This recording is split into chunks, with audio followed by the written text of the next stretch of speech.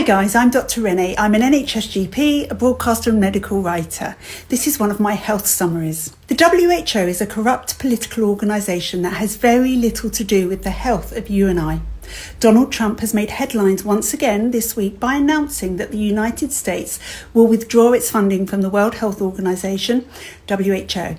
This bold move is not just political theatre, it signals a growing sentiment that the WHO may be fundamentally flawed beyond the point of repair. But the pressing question is, should the UK follow in these contentious footsteps? Whilst it is undeniable that numerous countries, particularly those grappling with poverty, rely heavily on the WHO for vital medical aid and resources, one must ponder whether that dependency is justification enough to continue financing an organisation perceived to be corrupt and heavily influenced by powers like China and to some extent Russia.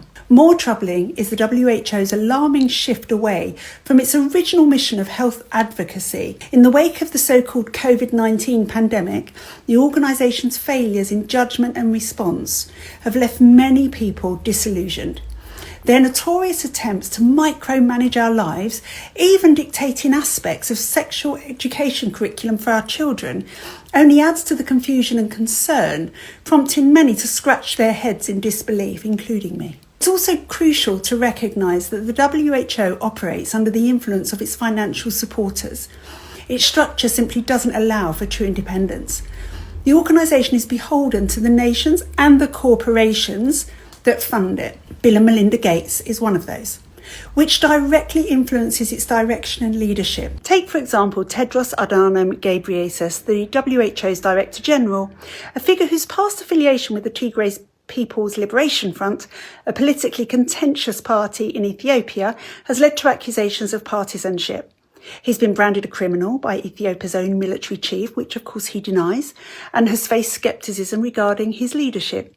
Nonetheless, Tedros is widely regarded as China's man, having navigated significant political waters to secure his position there, partly through the backing of 55 African countries that seek to maintain favourable relationships with Beijing. His leadership during the pandemic drew intense scrutiny for seeming to prioritise China's interests, notably playing down evidence linking the virus to the Wuhan lab, while lauding the nation for its so-called exemplary outbreak response, even as the authorities stifled free speech, welded people into their own homes and silenced dissent regarding the pandemic. Without digging too deeply into the tangled COVID narrative, because that would be a 2-hour vlog, which does remain a hot button issue, these episodes highlight the WHO's apparent lack of neutrality in a mission that should fundamentally prioritise impartiality.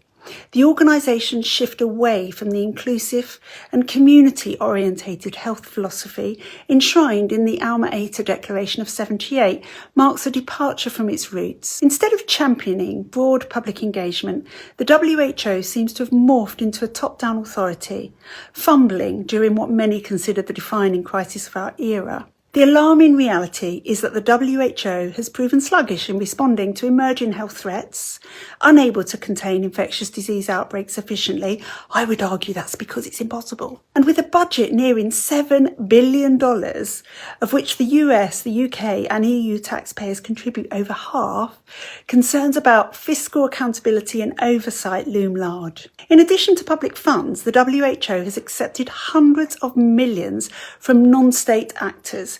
This includes the Bill and Melinda Gates Foundation. This diversity of funding sources not only breeds conflict, but also raises essential questions regarding the integrity of its decision-making processes. The ideal of international cooperation to enhance global health is undoubtedly commendable. However, when an organisation's approach devolves into authoritarianism, heavily moulded by influential entities like big pharma corporations, the essential wisdoms of local knowledge and community-tailored solutions get lost in the shuffle. As we debate the future of the WHO, we have to consider whether its evolving role serves the best interest of global health, or if it's leading us down a much darker path. My gut feeling?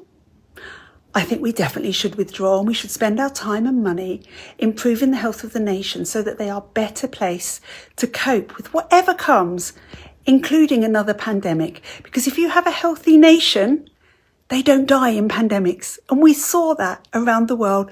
Look across Africa, for example, where obesity is not the problem that it is here. Anyway, I know that's heavy, guys, and I don't do many heavy ones, but really, perhaps Trump has set the way that we need to go. Thanks. See you soon.